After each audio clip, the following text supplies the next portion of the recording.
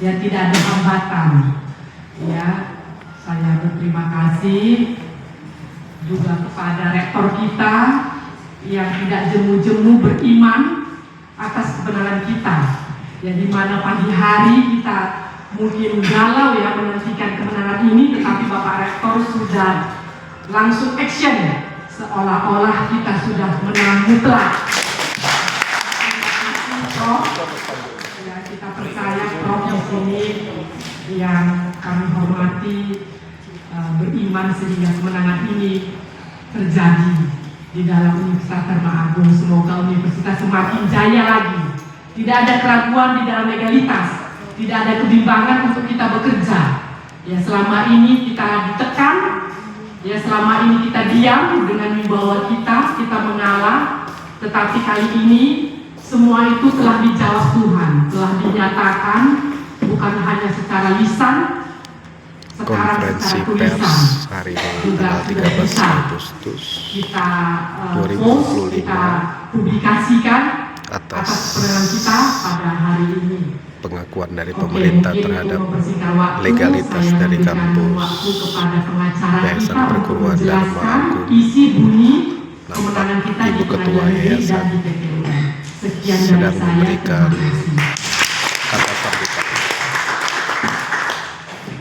Sukses buat Yayasan Perguruan Dharma Agung yang diketuai oleh Ibu Ana Nelsi Kaban SHMH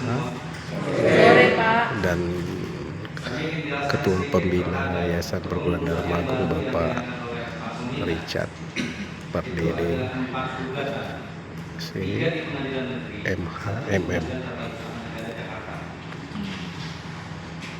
Pada saat pengurus yang baru diangkat, itu masuk satu gugatan pada tanggal 13 Februari 2025. Yang menggugat adalah ex-rektor Universitas Dharma Agung Pak Ansori menggugat pengurus yayasan.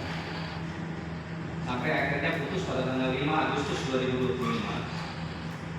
Yang isinya, karena kita juga melakukan gugatan rekonveksi, jadi artinya kita gugat balik penggugat. Isinya gugatan penggugat ditolak seluruhnya. Jadi gugatan Pak Ansori Lubis yang menyatakan dirinya rektor waktu itu, jadi dia tidak membawa nama Universitas Dharma Agung. Jadi secara pribadi dia menyatakan menggugat pengurus baru dalam kapasitas dia sebagai rektor. Dan semua gugatannya ditolak di Pengadilan Negeri Medan. Gugatan rekonvensi kita gugat balik, yang akhirnya dikabulkan oleh Pengadilan Negeri Medan agar Pak Ansori menyerahkan laporan keuangan selama menjabat sebagai rektor. Pak Ansori menjabat sebagai rektor tanggal 6 Oktober 2023 hingga dia mengundurkan diri tanggal 11 April 2025. Jadi dalam putusan itu dia wajib memberikan laporan keuangan dan ada kerugian imaterial dari Yayasan Perguruan Dharma Agung. Semua nanti bisa melihat di SIPP Pengadilan Negeri Medan isi putusannya. Dia juga dikenakan gaji rugi sebesar 2 miliar. Dan apabila penggugat lalai menjalankan putusan itu, dia juga dikenakan uang paksa atau uang som sebesar 2 juta rupiah per hari.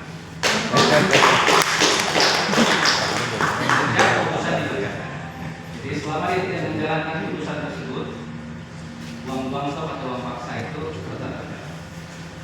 Nah, itu putusan terhadap gugatan pertama nomor 154 PDTG 2025 PN. Jadi itu terbuka untuk umum, bisa dilihat di SIPP ya. Sistem Informasi Pengadilan Negeri. Gugatan kedua yang sudah putus itu adalah gugatan hari ini putusnya. Jadi gugatannya nomor 110 G2025 PT UN Jakarta.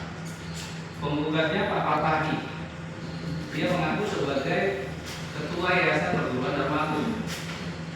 Yang digugatnya tergugat pertama itu Kementerian Hukum, tergugat kedua pembina Richard Elias Pardede. Tapi PT UN mengatakan bahwa bisa digugat di petun, sehingga terhadap pembina Terikat Daerah PDD digugurkan gugatannya. Jadi yang digugat hanya Kementerian Hukum. Nah, petun bertanya apakah ada yang dirugikan. Jelas kalau terhadap perkara ini yang dirugikan adalah Yayasan Perguruan Agama. Maka kita masuk sebagai tergugat intervensi. Nah, di dalamnya kita bisa memberikan banyak bukti dan bahkan kita kemarin menghadirkan ahli bahwa pembina telah melalui proses yang benar terhadap pergantian kepengurusan Yayasan Perguruan Agama. Dan hari ini adalah putusannya tanggal 13 Agustus 2025 yang isinya, kalau kami bacakan di sini, putusan ini seharusnya memang tadi jam 1 siang, tapi baru masuk dalam sistem ekor itu jam 15.20. Awalnya kami merasa ini berita duka, tapi ternyata memang benar. Duka bagi pihak penggugat. Oke, saya bacakan putusannya. Yang dasar putusan ini adalah perpu dan asas-asas pemerintahan yang baik, mengadili eksepsi, menerima eksepsi tergugat yaitu Kementerian Hukum tentang kompetensi absolut.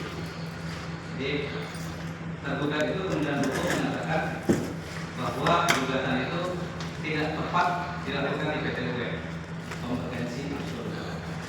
Dalam pokok sengketa menyatakan gugatan penggugat tidak diterima. Menghukum penggugat untuk membayar biaya perkara ini sejumlah 446 juta rupiah.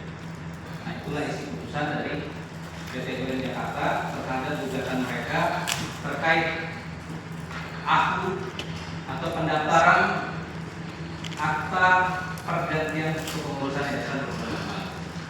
Artinya mereka tadinya berharap itu dibatalkan aktunya, tapi ternyata tidak diterima oleh pengadilan tata usaha negara Jakarta.